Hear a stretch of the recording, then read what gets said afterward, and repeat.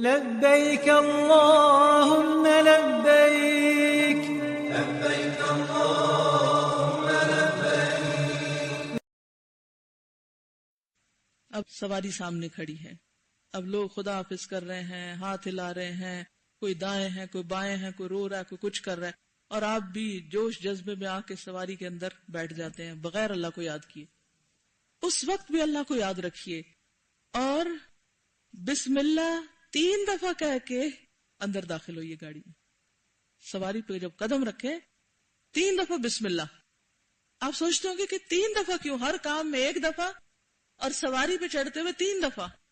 ایسا ہی ہوتا ہے نا کہ اکثر ہم یا تو جلدی میں ہوتے ہیں جب گھر سے نکل رہے ہوتے ہیں تو اللہ کی یاد نہیں آتی، یا پھر کوئی ہمارا پیچھے سے کھینچ رہا ہوتا ہے، یا کوئی باتیں کرنے شروع ہو جاتا ہے، یا کوئی سلام دعا کرنے لگتا ہے، لہذا ہم اللہ ہی کو بھول جاتے ہیں. تو اس وقت 1 دفعہ 2 دفعہ 3 دفعہ. اب یہاں سے آج آپ گھر جائیں گے تو گاڑی پہ بیٹھتے ہوئے کیا کریں گے؟ بسم اللہ بسم اللہ بسم اللہ، اللہ کے نام کے ساتھ. سواری پر بیٹھنے کے بعد الحمدللہ الحمدللہ الحمدللہ، تمام تعریفیں اللہ کے لیے ہیں 3 دفعہ، ماضی حال مستقبل. الحمدللہ کہ وقت پر بیٹھ رہا ہوں، یا توفیق دے دی اللہ نے، یہ سفر میری قسمت میں کیا، الحمدللہ. پھر آپ بیٹھ گئے، الحمدللہ اللہ نے گاڑی دی، الحمدللہ جس نے یہ رستہ دکھایا. کوئی بھی 3 چیزیں سوچ کے الحمدللہ الحمدللہ الحمدللہ الحمدللہ، پیچھے کی طرف سے اطمینان ہے، الحمدللہ گاڑی مل گئی، وقت پہ آ گئی اور ہم بیٹھ گئے. جہاز میں بھی بیٹھے تھے کہ الحمدللہ. جب آپ چیک ان کر رہے ہوتے ہیں نا لانگ لائن میں، تو ڈر لگا رہتا ہے کہ کہیں ہماری سیٹ کوئی اور نہ لے جائے، خصوصاً یہاں سے سفر کرتے ہوئے، کیونکہ بعض اوقات آپ وہاں پہنچتے تو کہتے ہیں جی وہ تو چلی گئی پہلے سے سیٹ، آپ لیٹ ہیں، حالانکہ آپ ٹائم پر ہیں اور آگے تک پہنچنے میں جگہ نہیں مل رہی، کوئی بھی وجہ ہو سکتی. تو جب بھی آپ کو نصیب ہو جائے سواری تو کیا کریں؟ الحمدللہ. پھر اللہ اکبر اللہ اکبر اللہ اکبر، 3 بار اللہ اکبر. اللہ سب سے بڑا ہے، کیونکہ اس وقت خیال آتا ہے کہ ہاں ہم کامیاب ہو گئے، ہماری یہ تدبیر کامیاب ہو گئی، وہ فلاں نے مدد کر دی، وہ فلاں کی سفارش کام آ گئی، ایسا ہو گیا ویسا ہو گیا. نہیں، اس وقت کس کو یاد کریں؟ اللہ کو، اور اسی کی بڑائی بیان کریں کہ وہی بڑا ہے، سب کچھ اسی نے دیا ہے، اسی کی وجہ سے میں یہاں پہنچی ہوں. خصوصاً جب جہاز اوپر جا رہا ہوتا ہے، یہ انسان کی فطرت ہے. جب بھی آپ اوپر چڑھتے ہیں نا، تو جب جسم اوپر جاتا ہے نا تو خواہ مخواہ دماغ بھی اوپر جانے لگتا ہے. کبھی اپنا جائزہ لیجئے، اس سٹیج پہ ایک دن چڑھ کے دیکھیں، گاڑی پہ چڑھتے ہوئے اپنے آپ کا جائزہ لیں. ہاں نئی گاڑی ہے، چابی میرے پاس ہے، واہ بھائی میرے پاس تو یہ گاڑی ہے، فلاں کے پاس کیا ہے؟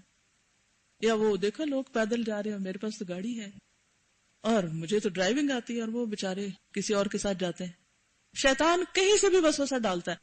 جب کبھی ایسا کوئی خیال آئے، کہیں بھی بلندی پہ چڑھتے ہوئے فوراً کہیں اللہ اکبر، میں نہیں بڑا اللہ بڑا ہے. یہاں نہیں لکھا ہوا، لیکن ویسے اگر جیسے دل میں اللہ کی بڑائی آنے لگے تو تھوڑا سا اور زیادہ اس کو شدت سے پڑھیں، اللہ اکبر کبیرہ والحمد للہ کثیرا وسبحان اللہ بکرۃ واصیلا. جو جو جہاز اوپر جائے، جو جو آپ بلندی پہ جائیں، اور زیادہ اللہ کی بڑائی بیان کریں، اور زیادہ اللہ کا شکر کریں، اور اللہ کی تسبیح زیادہ کریں. لوگ جن مرضی جھگڑوں میں پڑے ہوئے ہیں، کوئی کچھ کر رہا ہے، کوئی کچھ کر رہا ہے، کوئی سامان کھول کے رکھ رہا ہے، کوئی بیگ کو جھانک رہا ہے، چھوڑے سب باتوں کو، ہو جائیں گی اپنے وقت پر. آپ ذکر جاری رکھیں اور مسنون ذکر جاری رکھیں تو انشاءاللہ ایک ایمانی اور تقوی والا سفر ہوگا. پھر دعا پڑھیے، سبحان الذی سخر لنا ھذا وما كنا له مقرنین وإنا إلى ربنا لمنقلبون. پاک ہے وہ ذات جس نے اس سواری کو ہمارے لیے مسخر کیا، ورنہ ہم اسے قابو میں لانے والے نہ تھے، اور بے شک ہم اپنے رب ہی کی طرف لوٹنے والے ہیں.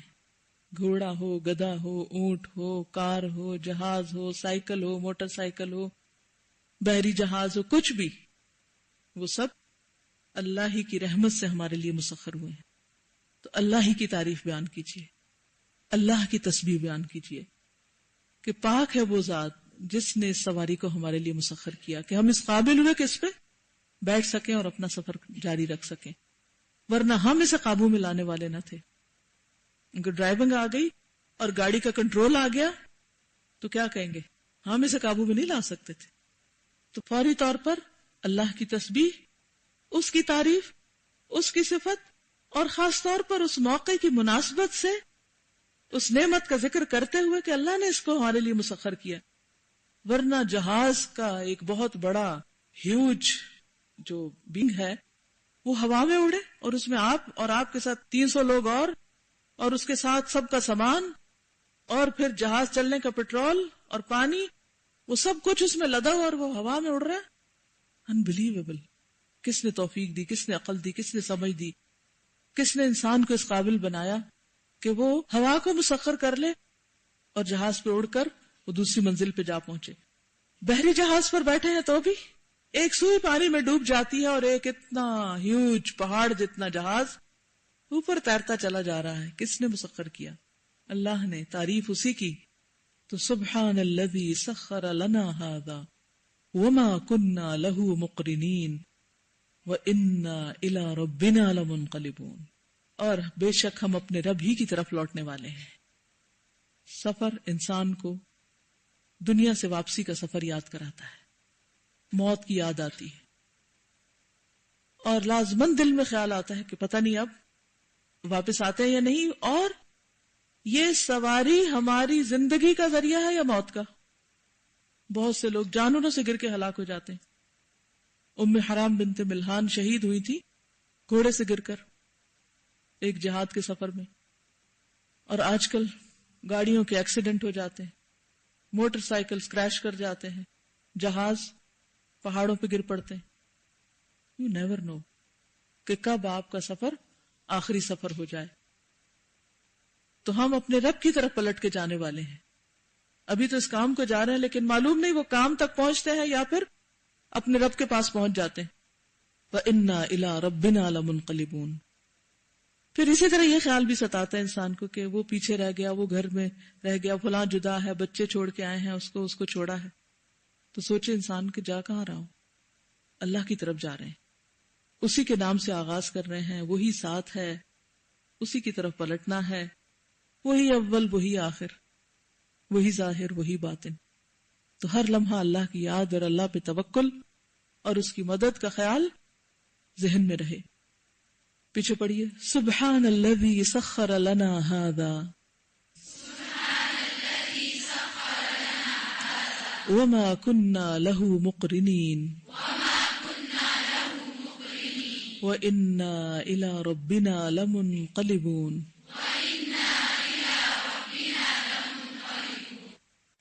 پھر ایک اور دعا پڑھیے.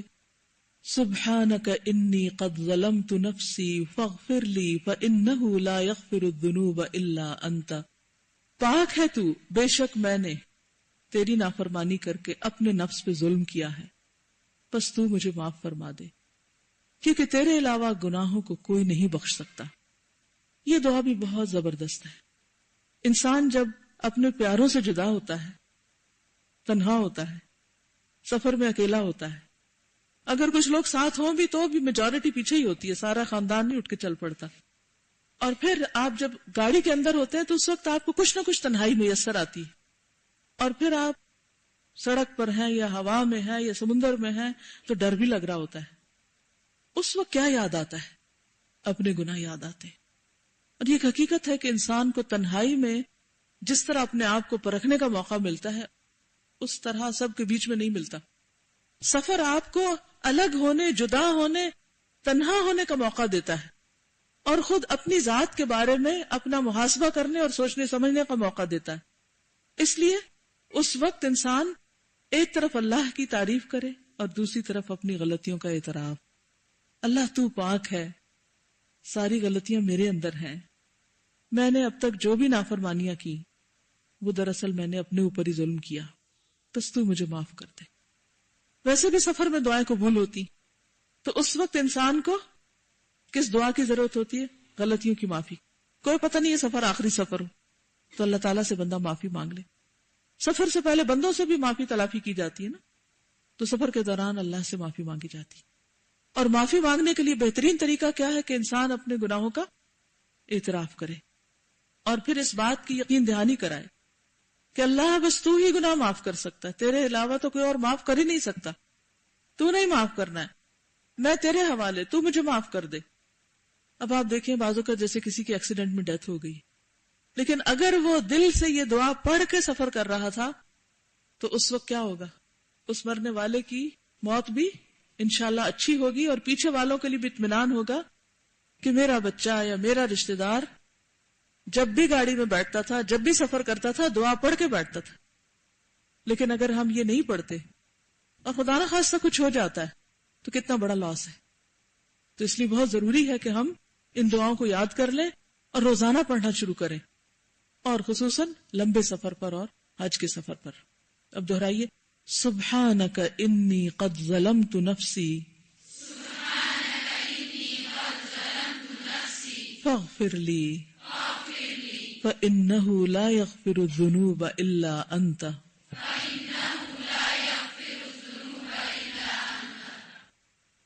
یہ آخری حصہ صرف وہی کہتا ہے جو ڈیسپریٹ ہو کہ اس کے گناہ معاف ہو جائیں۔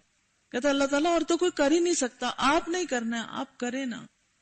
آپ کسی کو بھی کوئی کام کہتے ہیں، وہ کہتا ہے اچھا میں کروں گا، اچھا کسی اور سے کہہ دیں، تو آپ کہتے ہیں نہیں آپ ہی کر سکتے ہیں اس کو، آپ نہیں کرنا ہے۔ تو صرف یہ کہنا کہ آپ کر دیں اور یہ کہنا کہ آپ ہی کر سکتے ہیں اور آپ نہیں کرنا ہے، ان دو میں فرق ہے نا۔ جب آپ کسی کو اتنی تاکید کے ساتھ کہتے ہیں کہ آپ کر سکتے ہیں، آپ کریں، اور پھر اس پر مزید یہ کہ آپ کے سوا کوئی کر ہی نہیں سکتا، تو پھر اس میں شدت آ جاتی ہے۔ اس دعا کے اندر ایک خاص قسم کی طاقت آ جاتی ہے۔ فَإِنَّهُ لَا يَغْفِرُ الذُّنُوبَ إِلَّا أَنْتَ۔ اور یہ حقیقت ہے، لوگ کتنی مشکل معاف کرتے ہیں جو ان کے حق میں قصور ہوتے ہیں، اور لوگ معاف کرتے ہیں تب بھی اصل معافی اللہ کی ہے۔ تو اس لیے سفر میں اس دعا کو پڑھنا نہ بھولیں۔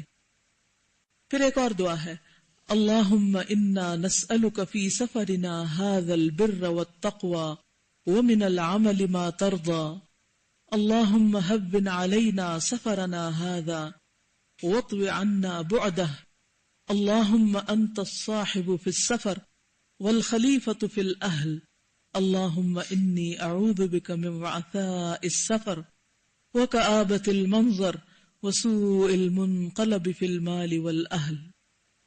ایک اور روایت میں ولد کا لفظ بھی آتا ہے۔ اے اللہ، بے شک ہم آپ سے سوال کرتے ہیں اس سفر میں بھلائی، تقوی اور ایسے عمل کا جس سے آپ راضی ہو جائیں۔ اے اللہ، ہمارے لیے ہمارے سفر کو آسان بنا دے اور اس کے فاصلوں کو کم کر دے۔ اے اللہ، اس سفر میں آپ ہی ہمارے ساتھی ہیں اور ہمارے گھر والوں کے محافظ ہیں۔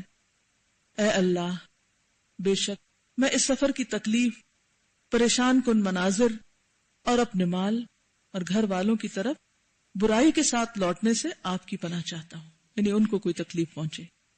اب آپ دیکھیے کہ پھر آپ اپنے رب کے ساتھ کنیکٹ ہو جاتے ہیں کہ اے اللہ، اس سفر میں مجھے تو نیکی کی توفیق دے، نیکی کے مواقع دے، یہ سفر سراسر نیکی کا سفر بن جائے۔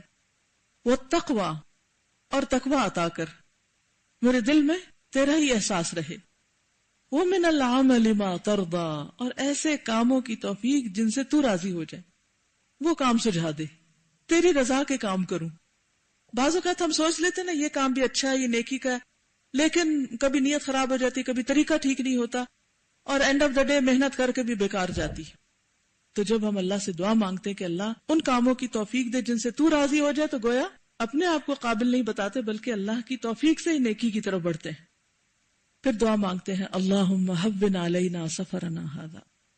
سفر چھوٹا ہو یا بڑا ہو، بہرحال سفر ہے۔ نبی صلی اللہ علیہ وسلم نے اس کو قطعۃ من العذاب کہا ہے، عذاب کا ٹکڑا، اور فرمایا کہ جب تم میں سے کوئی اپنی حاجت پوری کر چکے تو اپنے گھر جلد واپس لوٹ جائے۔ آپ دیکھیں کہ لوگ سمجھتے ہیں کہ اونٹ کے مقابلے میں گاڑی کا سفر آسان ہے۔ کیا واقعی آسان ہے؟ نہیں۔ اونٹ کے سفر میں اگر ٹائم زیادہ لگتا ہے، ہچکولے زیادہ لگتے ہیں، تو گاڑی کے سفر میں شور اتنا ہوتا ہے، دھواں اتنا ہوتا ہے، دیگر گاڑیوں کا ایک سیلاب۔ کیا آسان سفر ہے؟ نہیں۔ جہاز کا سفر جب آپ اوپر ہوتے ہیں تو اٹ سیلف ایک ڈینجرس کام ہے، لیکن اس کے علاوہ ڈی ہائیڈریٹ ہو جاتے ہیں، اور بعض اوقات لوگوں کو متلی ہوتی ہے، بعض اوقات اور تکلیفیں ہوتی ہیں، بعض اوقات اس میں ایسے ایسے جھٹکے لگتے ہیں کہ لگتا ہے ابھی مرے کہ ابھی مرے، مخالف ہوائیں مل جاتی ہیں سامنے سے. سمندری سفر میں بھی بہت دفعہ ایسا ہوتا ہے کہ طوفان آ جاتے ہیں، انسان ڈوبنے لگتا ہے، یا یہ کہ راستہ بھول جاتا ہے اور سفر اتنا لمبا ہو جاتا ہے کہ انتہائی تکلیف دہ سفر ہو جاتا ہے، یا انسان بیمار پڑ جاتا ہے آب و ہوا کی تبدیلی وغیرہ کی وجہ سے، یا بعض اوقات کچھ اور ڈاکو پڑ جاتے ہیں، کئی مشکلات آ جاتی ہیں. تو اس لیے کیا دعا مانگنی چاہیے کہ اللہم ہون علینا سفرنا ھذا، کہ اللہ ہمارے لیے سفر کو آسان کر دے. بعض اوقات وہ اتنا لمبا ہوتا ہے کہ تھک جاتا ہے انسان، تو جب سفر آسان ہو جائے تو طویل مسافتیں بھی ایسی ہوتی ہیں جیسے کوئی مسافت نہ ہو. اس دفعہ مجھے اس کا بہت اچھی طرح تجربہ ہوا. جب میں یہاں سے کینیڈا گئی 14 گھنٹے کی ڈائریکٹ فلائٹ تھی، کوئی درمیان میں سٹاپ نہیں تھا، اور ایک جہاز جتنا بھی بڑا آپ کو اپنی جگہ پر ہی ہونا ہوتا ہے. جب میں یہاں سے چلی تو اس وقت صبح کے 7:30 بجے تھے، جب میں وہاں پر اتری تو دن کے 1-1:30 بجا تھا. یہاں سے نکلی تب بھی روشنی تھی، اتری تب بھی روشنی تھی، حالانکہ 14 گھنٹے گزر چکے تھے. آپ یقین کریں کہ جب میں باہر آئی تو مجھے ایسے لگا کہ جیسے میں ابھی یہیں سے کہیں سے آ رہی ہوں. مجھے بالکل محسوس نہیں ہوا کہ میں نے اتنا لمبا سفر کیا. لہٰذا وہاں سے اترتے ہی جہاز سے جب میں گاڑی پہ بیٹھی تو سیدھی میں کلاس میں گئی، اور مجھے ایسے لگ رہا تھا جیسے میں عام طور پہ یہاں گھر سے آتی ہوں اور سیدھی یہاں کلاس میں بیٹھتی ہوں، اور بالکل فریش اور حشاش بشاش. تو ان بہت ساری چیزوں کا تعلق بعض اوقات صرف فاصلوں سے نہیں ہوتا، کیفیات سے ہوتا ہے. اور وہ کیفیات ہمارا دل، ہماری فیلنگز، ہماری جسم، جان، قوتیں، یہ سب اللہ کے حوالے ہوتی ہیں. تو پورے یقین کے ساتھ دعا کیا کیجئے اور یہ مانگ کے چلا کیجئے کہ اللہ اس کو آسان کر دے. تو اس سے کیا ہوگا؟ سفر اٹ سیلف آسان ہوگا. آپ اس میں پڑھتے رہیں گے، لکھتے رہیں گے، ذکر کرتے رہیں گے، اچھے اچھے آئیڈیاز آپ کو آئیں گے، آپ کسی کی مدد کریں گے، خدمت کریں گے. آپ پر سفر آسان ہوگا تو آپ کا سفر پروڈکٹیو ہوگا، بر اور تقوی نصیب ہو جائے گا. اور جب آپ منزل پہ پہنچیں گے تب بھی آپ کچھ کام کریں گے تو آپ کا وقت نہیں ضائع ہوگا.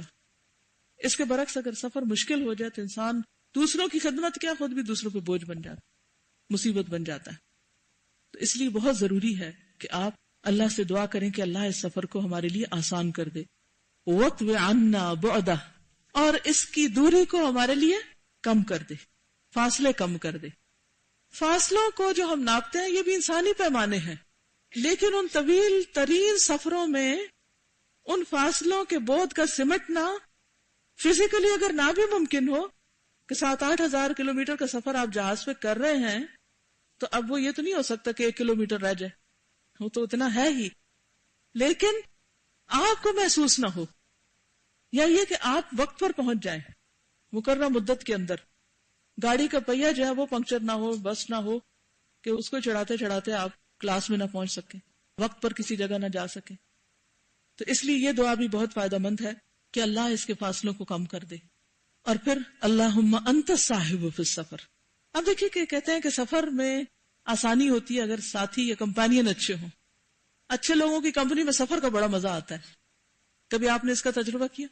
کچھ لوگ جیسے ان کے ساتھی جو ہوتے ہیں گاڑی میں یا ٹیکسی وغیرہ میں، جو لوگ ساتھ آتے ہیں یا اسکول بس میں آتے ہیں، تو ان کے اکٹھے آنے کی وجہ سے کیا ہوتا ہے، باتیں کرتے کرتے سفر بہت آسان ہو جاتا ہے. بعض اوقات آپ اکیلے ہوتے ہیں، ہم کہتے ہیں ہاں اتنا لمبا سفر میں تو بہت بور ہو جاؤں گی. لیکن یاد رکھیے کہ بہترین ساتھی سفر کے اندر اللہ ہے.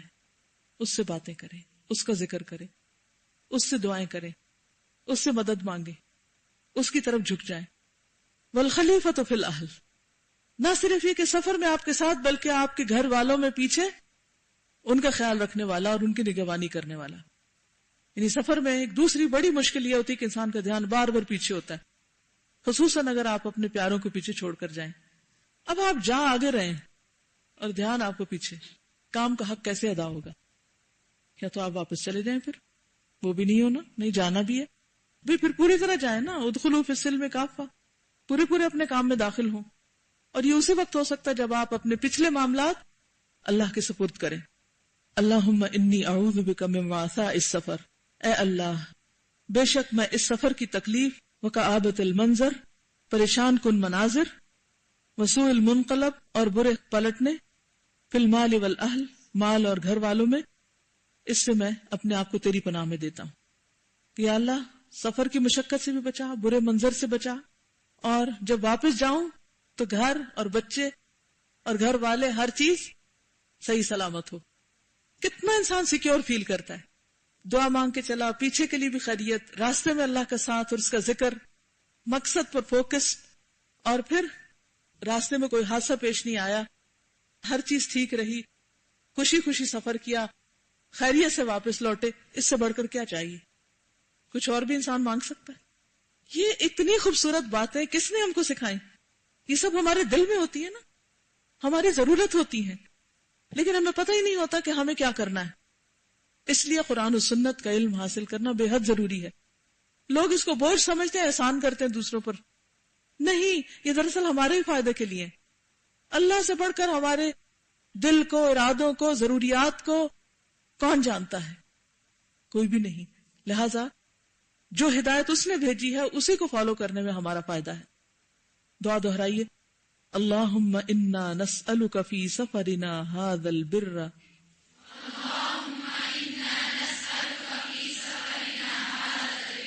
والتقوى ومن العمل ما ترضى اللهم هون علينا سفرنا هذا واطو عنا بعده اللهم أنت الصاحب في السفر والخليفة في الأهل اللهم إني أعوذ بك من وعثاء السفر